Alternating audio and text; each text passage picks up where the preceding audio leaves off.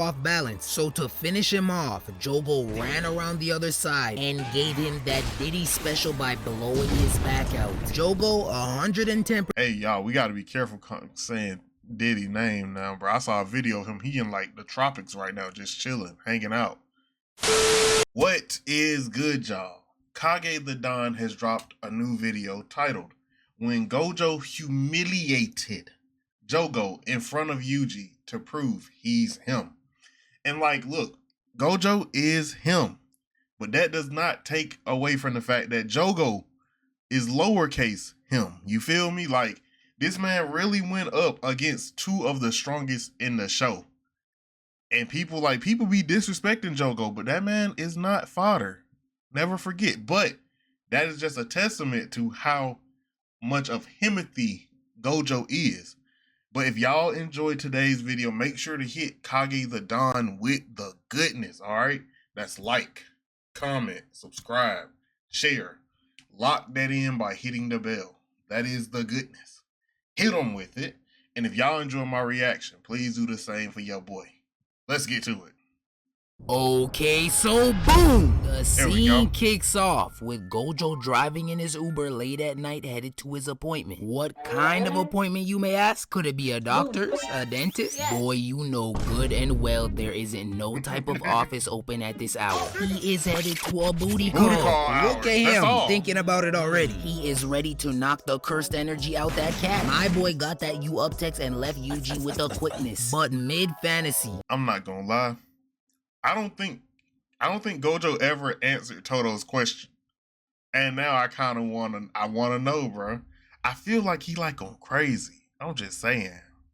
Gojo senses a demonic, aggressive, ugly energy nearby. And as much as he wants to head to that appointment, he's never been one to run away from a fade. So he tells the Uber to stop and let him out. And he can't. I'm gonna tell you why Gojo never ducked the fade, bro. Because he looked like Mr. Never Duck a Fade himself, bro. Kakashi. Kakashi will run hands with anybody, even if he know he gonna lose. He still gonna one time. And you look too much like him. You can't duck the fade. After spending a minute or so arguing about how he's not gonna pay for the full ride, the Uber finally gives up and speeds off. But before Gojo could even properly survey the land, this deranged Cyclops comes screaming down from up above trying to send him into the Earth's core. So Gojo jumps back to avoid the blow, and that's when we really get a good look at this hideous, disgusting being. Brother, look at him cheesing mad hard, showing all 32 of his charcoal black rotten teeth.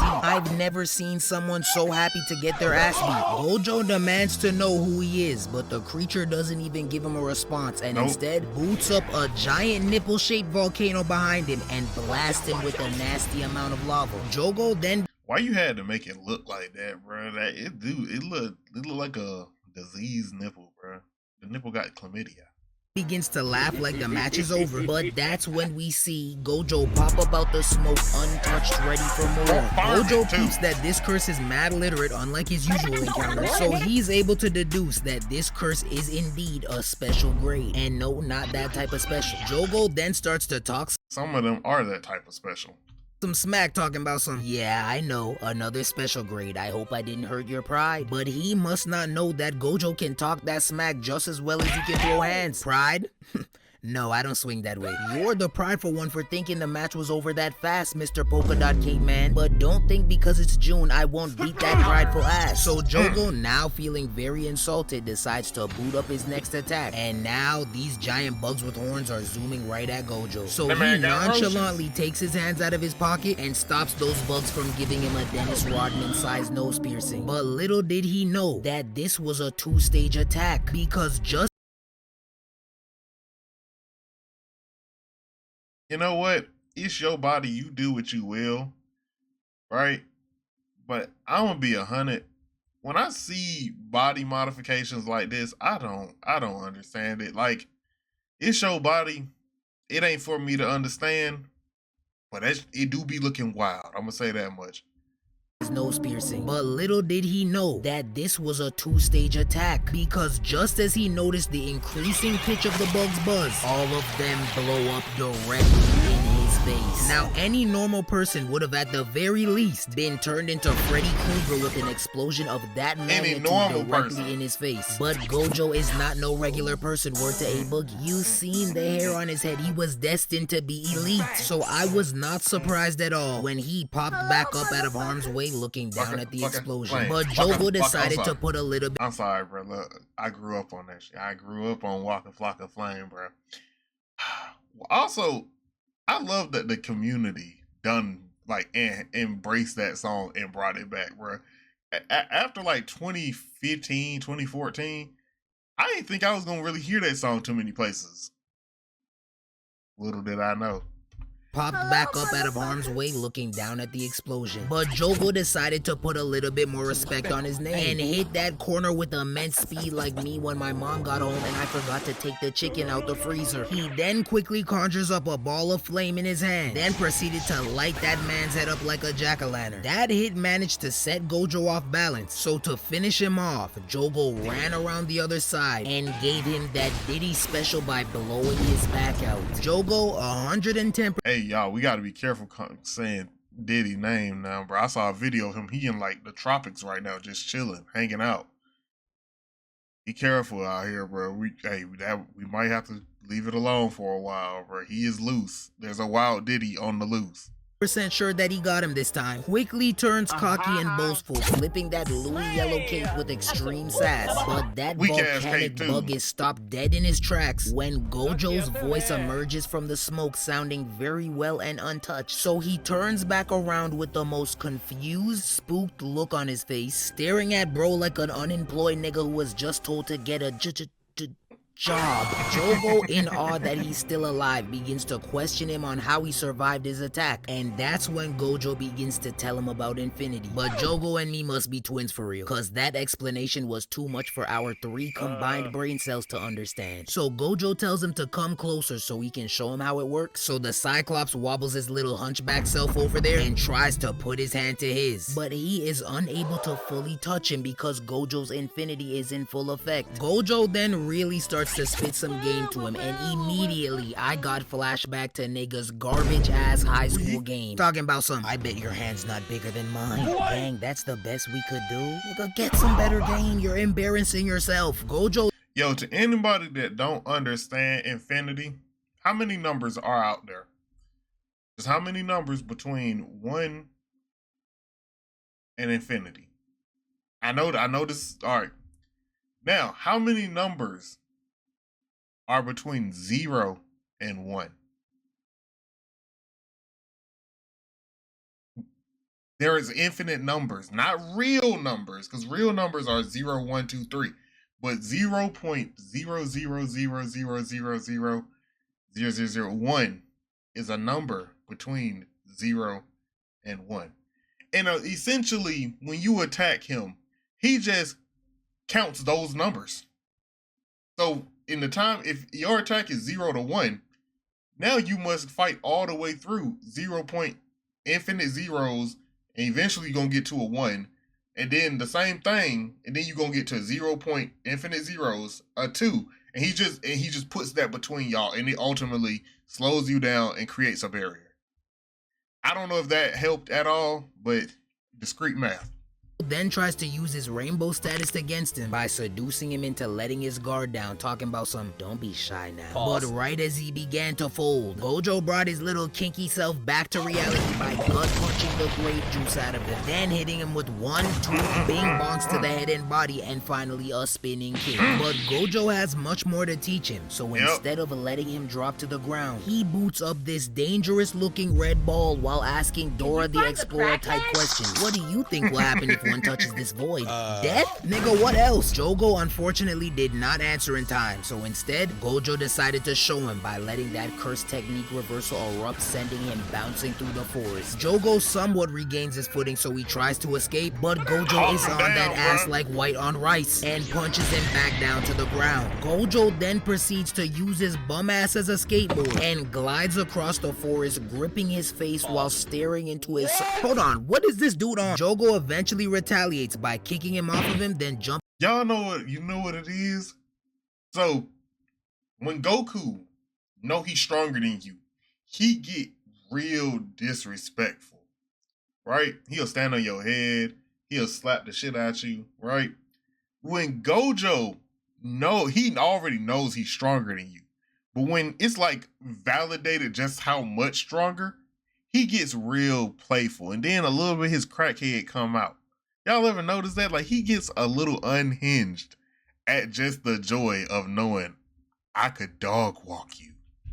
Into the air to catch him with this ferocious purple blast, but Gojo somehow gets behind him, then Blue Lock kicks that man into the shallow body of water. Please pay attention to that follow through. That is an infinity filled kick if I've ever seen one, cause I know Jogo has infinite fractures down that spine. Now this man is slumped over in the water, thinking about that time when Geto told him that if he steps to this man, he will get that belt to ass treatment, and now he completely understands what he meant. But Jogo is not ready to give up yet. This volcano is still active, so he decides that the only way to beat him, since he can't touch him, is to drag him into his domain. But once he looks around, this man Gojo is nowhere to be found. But in the snap of a finger, Gojo pops up behind him, but this time with company. Buddy really went and brought Yuji to the battlefield within a matter of seconds. The fuck did you need the Uber for in the beginning? Jogo then asks him why the hell he brought Yuji here. He's only gonna slow him down, and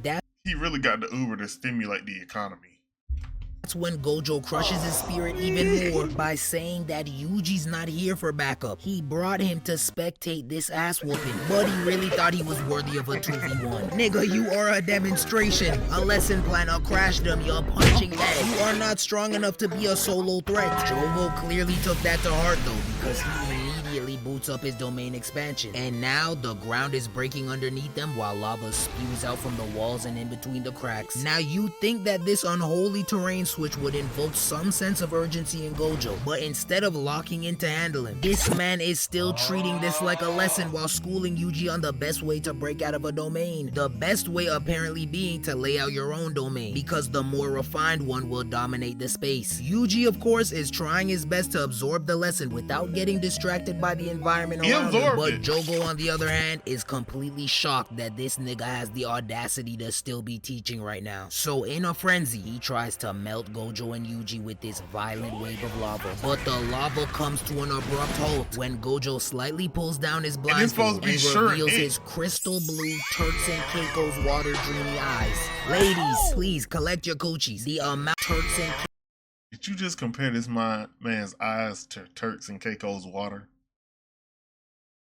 I ain't never heard nobody say nothing like that. Caicos water dreamy eyes. Ladies, please collect your coochies. The amount of simping I've seen over this man was crazy. Get it together. Like, he's nothing special for real. I could do that. See, look. It's something about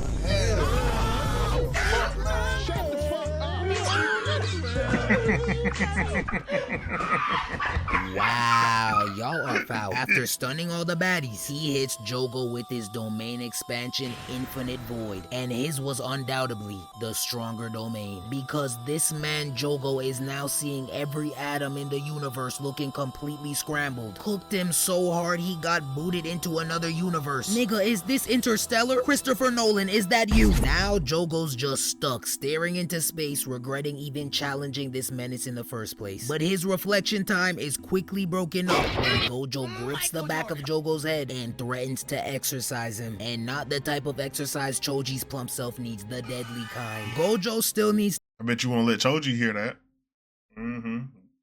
to get some information out of him, so instead of exercising it, he pops that Cyclops' head off, then sends it rolling across the ground like a bowling ball. Now Jogo's questioning him while disrespectfully rolling his head underneath his shoe. Things are not looking good for Jogo right now, but luckily for him, he's got some allies looking out for him in the distance. Geto and Hanami are looking down from a cliff watching this man get worked, so Geto questions him on if he'd like to rescue Jogo, but this man responds in a way that no human could possibly understand.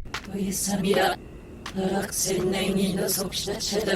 the fuck is that? I thought I was listening to the outro of Duckworth for a second. Almost started rapping on him. That boy is speaking in reverse. good His reference. response to Geto's question must have been a yes, because back on the battlefield, a giant flower appears right in front of Gojo, causing a whole bunch of other pretty flowers to emerge around them. The pretty flowers managed to distract them just enough for something to grab Yuji by the leg, and while he was getting tossed around, Hanami was able to scoop up Jogo's head and get up on out of there, thus putting an end to this experimental beat.